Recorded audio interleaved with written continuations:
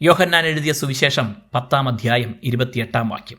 ഞാൻ അവയ്ക്ക് നിത്യജീവൻ കൊടുക്കുന്നു, അവ ഒരു നാളും നശിച്ചു പോകുകയില്ല, ആരും അവയെ എൻ്റെ കയ്യിൽ നിന്ന് പിടിച്ചു പറിക്കുകയുമില്ല. നല്ല ഇടയനായ യേശുക്രിസ്തു തൻ്റെ ആടുകളായ നമുക്കായി ചെയ്യുന്ന കാര്യങ്ങളെക്കുറിച്ച് നിരവധി വാഗ്ദത്തങ്ങൾ ഈ അധ്യായത്തിൽ കാണുന്നു. നശിപ്പിച്ചു കളയാൻ വരുന്ന ദുഷ്ടനായ സാത്താൻ്റെ കൈകളിൽ നിന്ന് വിടുവിക്കുക മാത്രമല്ല, എന്നേക്കുമുള്ള ജീവൻ സമൃദ്ധിയായി നൽകുകയും ചെയ്യുന്നു. അവിടുന്ന് ഇടയൻ മാത്രമല്ല, ആടുകളുടെ വാതിൽ കൂടെയാണ്.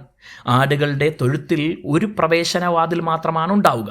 പലപ്പോഴും ഈ വാതിലുകൾക്ക് അടയ്ക്കാൻ കഴിയുന്ന വിധത്തിലുള്ള ഒരു വാതിൽ ഉണ്ടാവുമായിരുന്നില്ല. ഇടയൻ രാത്രികാലങ്ങളിൽ ആ വാതിലിലാണ് കിടക്കുന്നത്.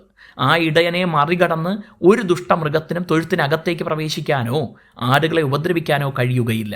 അതുപോലെ ഇടയനെ മറികടന്ന് തൊഴുത്തിൽ നിന്ന് പുറത്തിറങ്ങാൻ ആടുകൾക്കും കഴിയുകയില്ല. ഇങ്ങനെ ആടുകളുടെ വാതിൽ കൂടെയാണ് ഇടയനായ യേശുക്രിസ്തു. ഇടയന്മാരുടെ ജീവിതം ആടുകളോടുകൂടെയാണ്. അവയെ ഓരോ സീസണുകൾക്കനുസരിച്ച് മേച്ചൽപ്പുറങ്ങളിലേക്കും വെള്ളമുള്ളിടത്തേക്കും നയിക്കുന്നത് ഇടയനാണ്. ആകയാൽ അവയുടെ ജീവൻ്റെ നിലനിൽപ്പ് ഇടയൻ്റെ ഈ അറിവിലും പരിപാലനത്തിലുമാണ്. ആടുകൾക്ക് രോഗമുണ്ടായാലോ അപകടം സംഭവിച്ചാലോ ബലഹീനമായാലോ അവയെ ശുശ്രൂഷിക്കുന്നതും തോളിലേറ്റി കൊണ്ടുപോകുന്നതും ഇടയനാണ്. ഇങ്ങനെ ആടുകൾക്ക് ഇടയൻ ജീവദാതാവ് കൂടെയാണ്. എന്നാൽ യേശു തന്നെ ഇതിനോട് ഉപമിച്ചത് അവിടുന്ന് അവയ്ക്ക് നിത്യജീവൻ കൊടുക്കുന്നു എന്നതിനാലാണ്. ഈ ലോകത്തിനപ്പുറമുള്ള നിത്യജീവൻ നൽകുന്ന ഒരേ ഒരു ഇടയൻ യേശുവാണ്.